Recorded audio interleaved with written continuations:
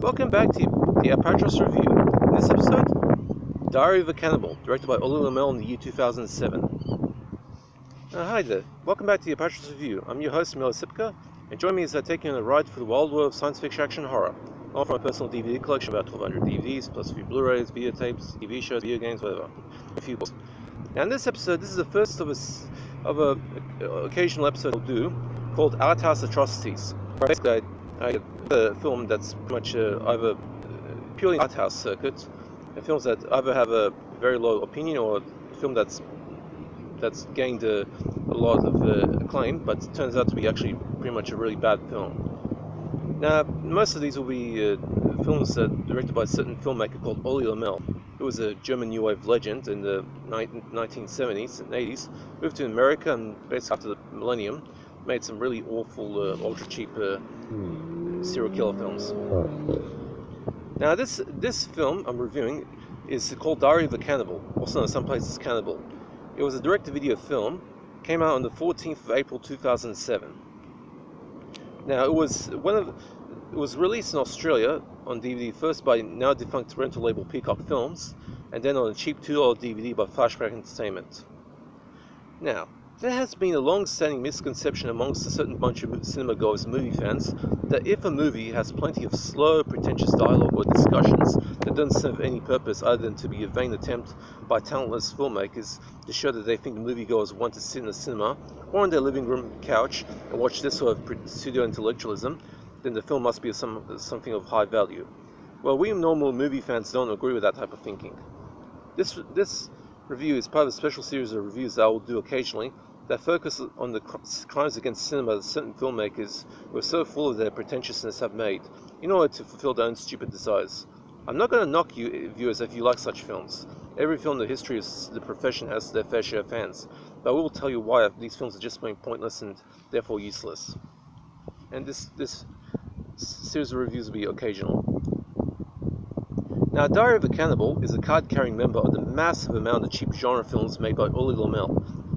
Lommel was a former, and he died in 2017 by the way, Lommel was a former German New Wave legend who made the Arthouse hit 10 Minutes of the Wolves, which was based on a true story of a gay serial killer, before abandoning that career after moving to the US. Since then, he's made several films, mostly about serial killers, although his biggest hit was the 1980 horror film The Boogeyman, which, of course, just most of these post-millennium output has the title from the director of The Boogeyman on them.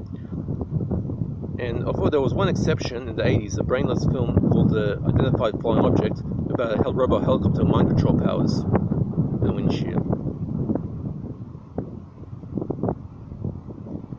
Now, dying in hospital of injuries suffered in a prison bashing, a young woman, convicted of cannibalism, is forcibly interrogated by a pair of detectives.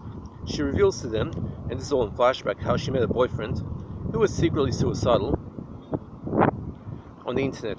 The pair taking a cross-country trip where they arrive at a storage facility.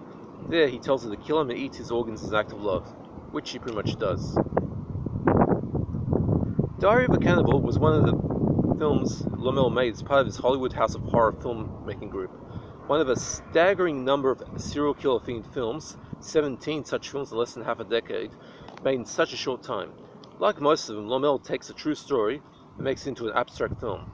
I say abstract because Lommel is not a filmmaker who makes straightforward films. Instead, he repeats the same scenario over and over again with little variation, using all sorts of tricks, voiceovers, graphics to cover the action, repeated frames, and in this case, even tile cards of biblical quotes to demonstrate his visual style. Now, most people cannot sit for one or two of these Ulli Lommel film crapfests, but I have personally watched from beginning to end 8 of these shitty flicks, which surely says something about my stamina. Bit of windshield here. Either that or I'm the ultimate movie masochist. And by the way, I've actually sat for the 50 Shades trilogy of movies. Ugh, that stuff was horrible. I have heard countless stories of the poor bastards who made the mistake of watching one of these Lommel films, and the stories are all the same. They all lead to the same thing. These things suck Goanna eggs. Honestly, if you believe films like Diary of a Cannibal, with its bad acting, horrible dialogue that resembles something written by someone who doesn't know how people talk, and the literal bargain basement production values, the entire film was shot in a warehouse in the desert, and cruddy visual effects, If you think that's a good film, then you seriously need your head checked. Now, the subject matter in this case is a fictional version of a then recent case of a German cannibal killer who advertised on the internet for some poor son of a bitch to become a literal Happy Meal on legs.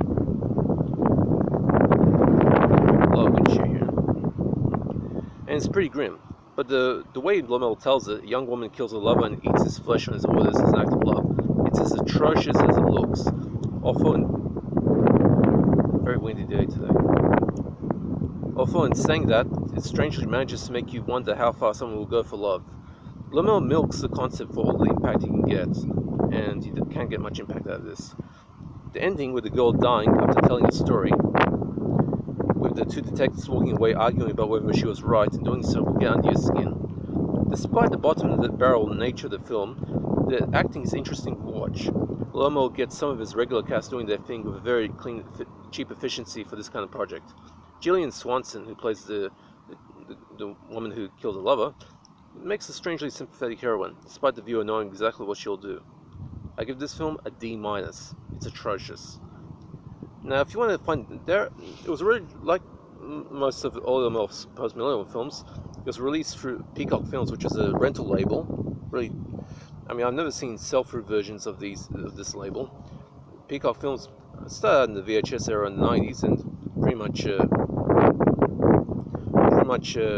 on to DVDs, releasing a really bunch of cheap DVDs. I'll review quite a few of them in the future. And then Flashback Entertainment, a cheap bargain basement label, in 2000s released a whole bunch of films on $2 DVDs, including some that they acquired from from Umbrella Entertainment. I'll review some of those in the future too. So the best way is, if you want to track it down, the Flashback DVDs, the quality is, as good as it's going to get, because Lommel filmed these things really cheap, really bargain basement video material, video equipment, like a cheap camcorders, and the sound quality is pretty rough too. And that's all I remember from I watched this film a few years ago, just used my notes for this review. It's pretty atrocious stuff, the Diary of a Cannibal. I will do all the Lommel films I've watched on this site, so keep an eye out for it. As for this film, Diary of a Cannibal, it gets a D-. It's atrocious. Now, that's it for this review. If you want to know if I have a certain film in my collection, I don't do requests, but if you want to know, just hit me up in the comments section. I hope you guys are staying safe, and that's it for this review.